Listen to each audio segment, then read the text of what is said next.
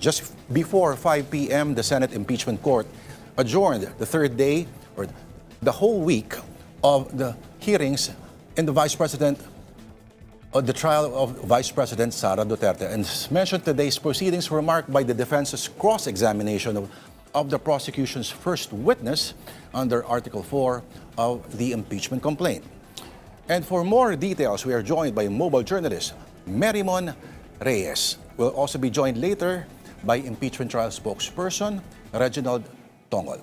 But Merimon, okay, was there any reason provided why the second witness, the NBI agent, Attorney Jeremy Lotoc, did not appear or was not presented earlier?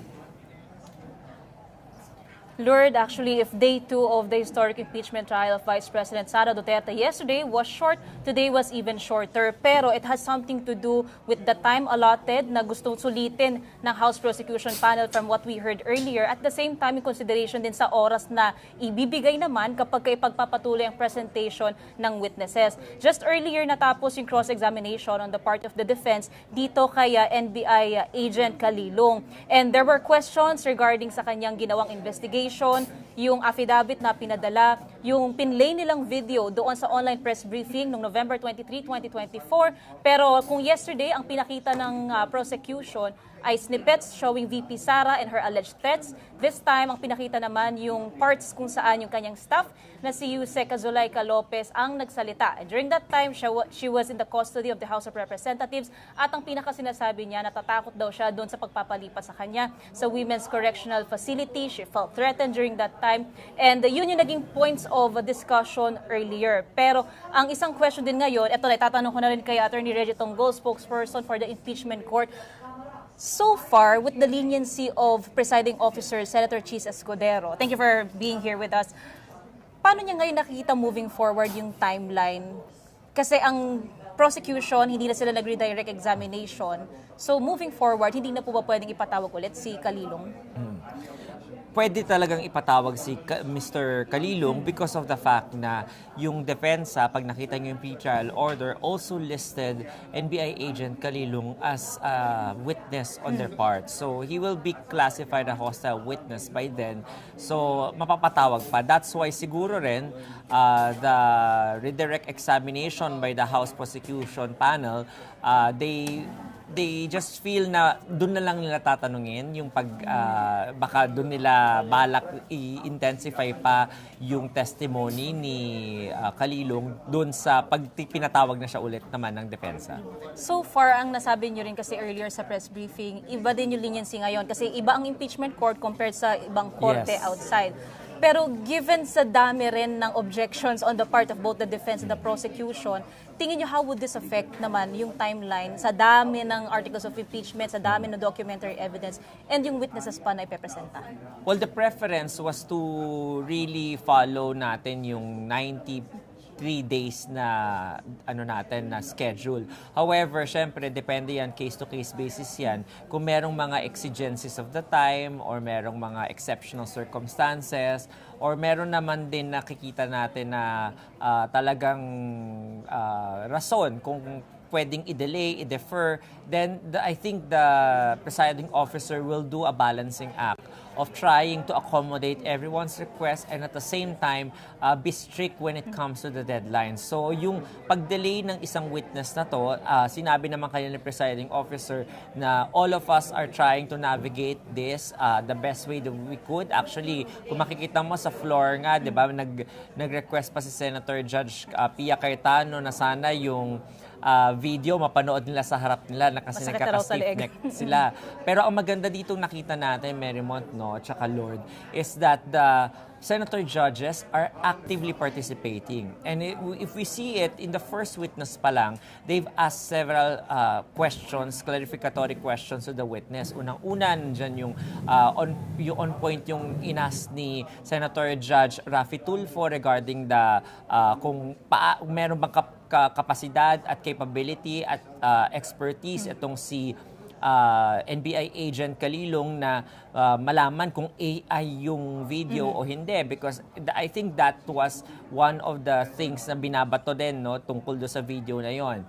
So he was asking about that at saka kung alam niya ba, kung malalaman niya ba kung AI yun o hindi. And then si Senator Judge Villanueva naman asked about how the NBI considered the statements to be a threat. Was it reported to the National Security Council? Sino ba yung mga tao na tinitreten na aabot sa punto na high-ranking official to na dapat maging involved yung National Security Council? So yung pag-iisip ng mga senator judges regarding the nuances of the testimony of the witness to test his credibility and also his testimony is very important as well to highlight, aside from the fact of the performance of the defense and the prosecution, because these judges will necessarily have to end up with all this evidence and facts na napakarami. Di ba? Umangal na nga si Senator Judge Alan Peter Cayetano na yung annexes, ganyang kakapal na binibigay sa kanila. So, lahat yung babasahin nila, i-absorb lahat nila yon. And for them to ask questions means that they are taking their duty very seriously. Hindi ito yung parang laro-laro lang on their part. Kasi kahit na hindi pa main act tong si NBI agent Kalilong, diba? Ordinary witness lang siya, the senator judges have done their homework. Alright, I'll be passing you na kay Lord. Lord. Right. Attorney Tongol, thank you for your time. No? Lord. I know it's been asked several times for the past several days regarding okay, what some would call the premature termination, no, of the third day. Well, sinabi naman ng mga prosecutors na, well, we will be making use of the 11-day schedule provided to us. Pero on the part of the court ba, sir, meron ho bang, let's say, mga pwedeng gawing ibang mga impeachment-related na work na, let's say, maaring gawin kung may extrang oras like now? Halimbawa po, sir. Yan yung kanina sinabi ko sa press briefing ko, no, that the court will have to navigate this at yung 11 days na yun na ibinigay for Article 4, pag na-utilize nila yun, because the prosecution is given the large leeway on how they will be able to present their evidence. At kung meron silang isang witness na idadrop, discretion nila yon, hindi natin alam yon. Pero nagpa-reserve sila for 11 days at 11 yung mga witnesses nila for this Article 4. So kung 1:1 yon, malamang sa malamang kapag baka meron dyan na mga witnesses na corroborative na lang, pareho lang yung halos sasabihin, so mabilis lang nilang matatakil yung testimonya ng isang witness na yun at mapipresenta yung mga ebidensya. So, yung sinasabi mo na the court can do something about it, yes, the court will do something about it to ensure na 11 days talaga yung gugugulin ng prosecution sa pagpapresenta ng kanilang mga ebidensya. So, along the way, makikita natin yan na we have to extend a little bit sa ibang mga trial dates para ma-accommodate ang dalawang witnesses. Pero for the meantime, for the first week, at least medyo we just get the hang of things first. And at the same time, hindi naman kasalanan din ng korte yun, no? Kasi kahit pagalitan naman ng presiding officer yung prosecution, kung hindi naman sila ready to present the second witness today, hindi rin nila mapapresent because the presence of that witness is not here. So, hindi rin natin talaga mapipilit. So, we have to balance things out. And basta wala namang prejudice to the other party and to the public, madidinggin naman lahat ng mga ebidensya na ipipresenta nila. Yung hiling po ni Senator Bam Aquino na kung pwede ay, how do I phrase this, no? He was trying to convince his colleagues, no, that this is still a public trial and it demands probably being concise. It demands a little being expressed, being clearer. I guess cut through the jargon. Yun ho ba'y posible, Attorney Reg? Katulad ng mga alam nyo na, no, na ilang taon na rin naman natin pinag-aaralan tong impeachment, mga proceedings na to. This is a sui generis proceeding. While it is a legal proceeding, it is also constitutional proceeding and a political proceeding. So, because of the very extraordinary nature of the proceedings, kailangan natin balansehin yung pangangailangan ng bawat aspeto. Kailangan natin balansehin na kailangan may mga legalities para yung karapatan ng nasasakdal, yung respondent, ay hindi naman mabaliwala. Kailangan natin din na isatisfy yung pangangailangan ng publiko na malaman yung mga nangyayari. So, kailangan din yung sinasabi ni Senator Judge Bamakino na medyo ibaba naman yung level ng pagtatanong na medyo maikli lang at huwag gaanong mahaba at tuloy-tuloy na parang parang sila na yung nagsasabi ng mga ebidensya doon sa floor. So, it's again, the presiding officer said it's a matter of style of how a person questions another. It's also a matter of kung ano yung pagkakaintindi nila. Minsan na maraming preliminaries bago itanong talaga yung dapat na tanong. So, mahirap kasing magbigay ng hard and fast rule tungkol doon sa mga dapat o hindi dapat na mga itanong or manner of asking questions. Because as you know, the senator judges have different backgrounds and hindi lahat abogado, hindi rin lahat bihasa sa batas. So kailangan pagbigyan medyo natin sila na makapagtanong sa paraan na medyo komportable sila. Kung mahaba yon, then let's basta hindi siya mag-over sa 2 minutes na binibigay, yun lang naman yung panuntunan na kailangan nilang sundin. Opo, kasi sinasabi nila, ang impeachment ay hindi naman sa criminal trial, ano? Pero nakikita po natin mapagbusisi doon sa mga markings, no? Sa mga Roman numerals A, hindi ito yung hawak mo, mga ganyan po. Pero dito papasok po talaga yung, siguro yung wisdom po ng presiding officer, Sir Reggie.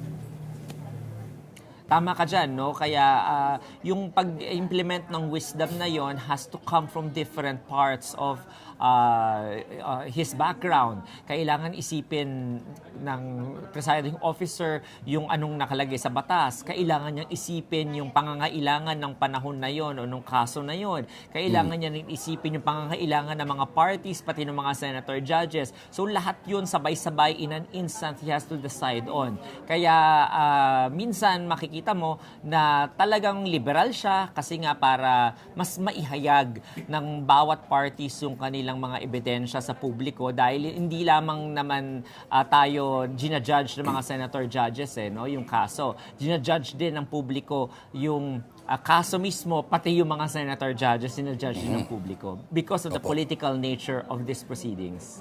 Right. Is there a cut-off hour provided for the impeachment per day? Because you mentioned earlier that you described the third day as a fruitful one. Ano?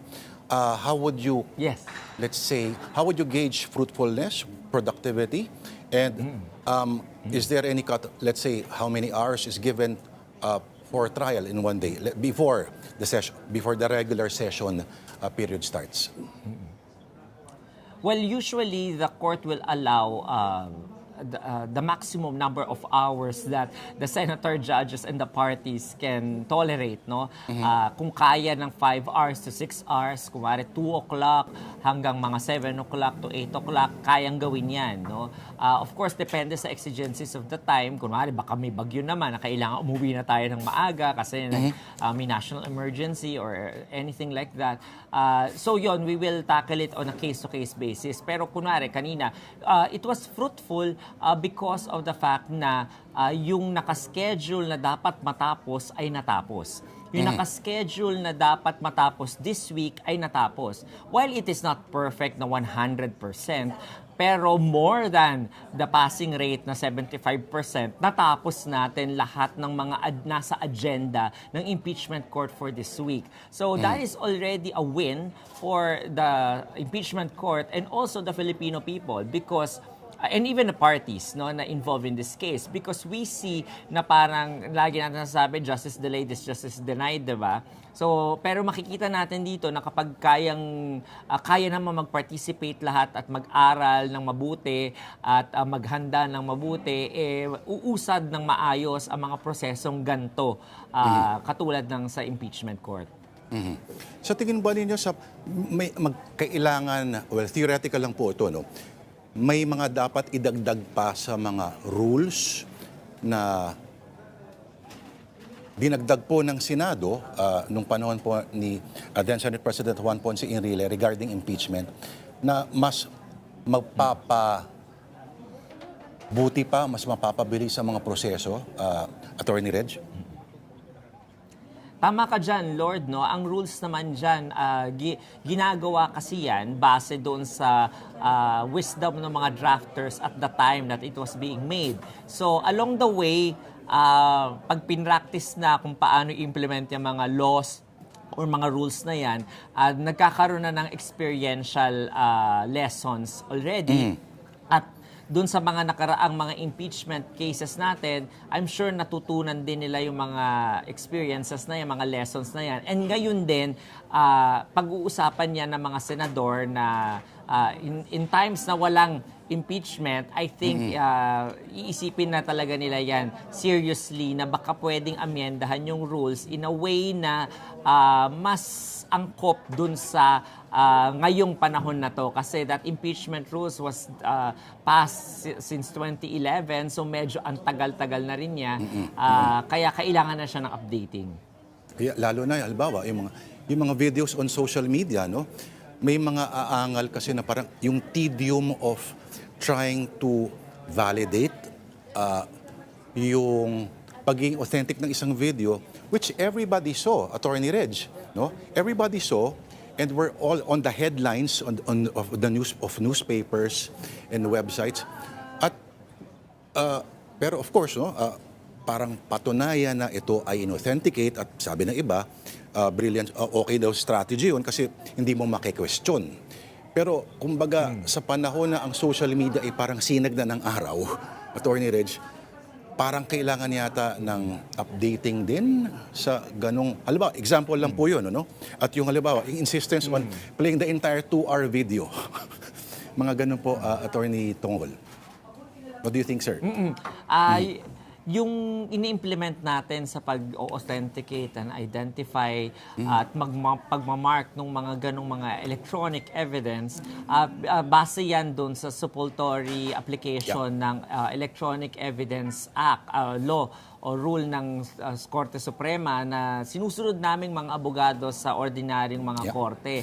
So, yun yung currently na rule dyan at yung pag-authenticate nun, yun yung tinatawag nating formalities of the law na kailangan step by step gawin yon para maisiguro na yung pinapanood ng korte at ng mga hukom ay talagang yun yung original na na-publish nung mga panahon na na-publish yun. So, it is quite tedious and boring, but it has to be done because yun yung nakasaad sa rules na formalities. Until such time siguro that we can find a better way to authenticate, baka doon kailangan amyendahan naman ng Korte Suprema yung rules na yon.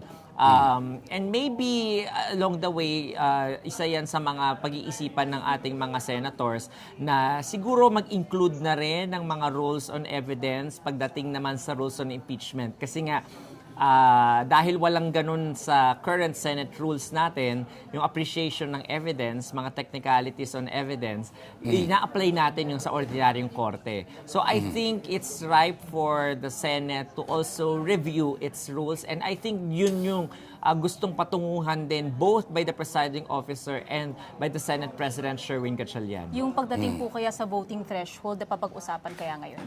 Hindi. Medyo klaro na yung Merrimont, no, yung voting threshold na yan, na 16. It was affirmed by the presiding officer and was not appealed by any member of the senator judges.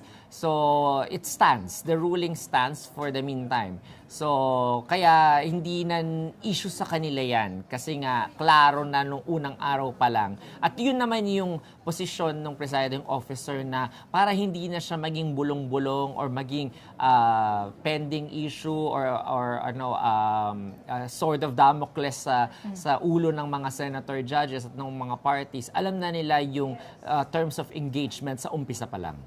Pero Attorney yung Rich, kasi sinasabi, baka raw pwedeng pag-usapan siya during a session. Magsa-start ang regular session, hindi siya pwedeng mapag-usapan. Dapat i-challenge na lang po ba siya sa Supreme Court? I think it's not the plenary who will have to decide on that because that is a function of the impeachment court and it has already decided on that as an impeachment court. Ang siguro yung pag-uusapan sa plenary ay yung panukala ni Senator Judge Cayetano na mag-participate yung other senator judges na wala dito katulad ni Senator Judge Marcoleta at Senator Judge Estrada. So I think yun yung kailangan nilang pag-usapan sa plenary kapag nag-resume na yung session, kung paano nila gagawin yon na para hingin yung permiso ng Sandigang Bayan na payagan yung ganon. Kung magkakasundo sila na ganon nga yung dapat gawin, na payagan na mag-observe yung mga dalawang senator judge na nawawala. Pahabol pa ako, Attorney Rich. Kayo ba'y nakatingin din sa social media, sa mga pinopost ng mga tao, pati yung mga possible na pinopost sa mga senator judges? Siyempre, isa ako sa mga nagmo-monitor ng mga social media sentiments ng proceedings na to dahil ini-expect ko na sa mga journalists na katulad ninyo at ni Mary Mont ay marerevalida nyo ko at matatanong nyo ko sa mga ganong questions at kailangan kong maghanda para dun sa mga questions na yon. Bilang dati ring media practitioner, nagawain ko rin yon. Of course. At syempre, di ba, pag sumalang kami dito, kailangan namin bigyan at gabayan ang publiko doon sa mga issues na currently ay namamayagpag sa social media. Kaya hindi tayo kailangan maging takip doon sa mga sentiments in social media. Even the senator judges, even as much as they want to be insulated from all the noise and the newspaper and the social media posts, sila rin, nagmamasid-masid din sila. And that is why this process of impeachment is considered to be political and not merely legal. Because unlike in an ordinary court na insulated, na bawal silang tumingin sa mga ganon, ito kasi political animal sa mga senador natin. And the framers of the 1987 Constitution decided na ilagay talaga sa mga senador itong kapangyarihan na to. Dahil sila yung makakapagtanggal din sa kapwa nila political person o official na binoto rin ng sambayanan. So, kaya ganun yung dynamics in a democratic Attorney, society. pwede ba silang and humirit institution. or covered din sila ng subjudice? Humirat ng ano? Pwede sila magkomento on, let's say, certain Sa issues social media. ongoing. Opo. Well, katulad ng sinabi ng presiding officer sa kanyang opening statement, no, all the senator judges and even the participants, the councils, and the parties themselves are covered by Rule 18 by the Senate impeachment rules, which actually prevents them from speaking about any of the merits ng kaso. So, I think ayaw rin nilang makitaan sila na bias or prejudice sila because alam naman natin no, na very divisive itong issue na to at ayaw natin na makompromiso yung proseso ng korte na questionin, na sasabihin nila, bias naman yung mga hukom na yan, wag natin sundin yung desisyon na yan. Ayaw natin mangyari yon because kawawa naman yung bansa natin. So, I think the senator judges are mature enough and our democracy is mature enough to already know how to govern themselves accordingly. Kung ano yung paborito mong meme so far na nakita from the trial, Attorney Reggie, itatanong ko na lang kay Mary Mon Reyes mamaya pag off-cam. But on that note, I think yung meme salamat. nung sa'yo Lord, yung meme nung sa'yo ang nakita ko. Si Mary Mon kasi talaga nagpapatanong noon yung number of drinks. But on that note, Attorney Reg, cheers. Ice tea lang po to. Thank you very much for your time. Impeachment trial spokesperson, Attorney Reginald Tongol, and our mojo, Marymon Reyes. Thank you, Marymon.